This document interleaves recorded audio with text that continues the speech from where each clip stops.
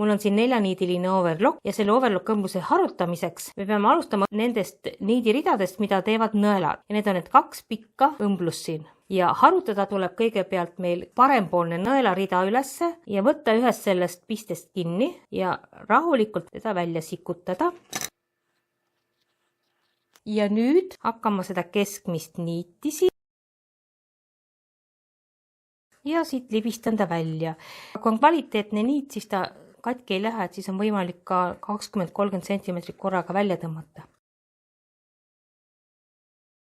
Ja nüüd tuleb mul välja tõmmata see vasakpoolne õmblus. Et ma saan siit otsast hakata teda tõmbama. Ja nüüd tõmban rahulikult seda rida siit välja.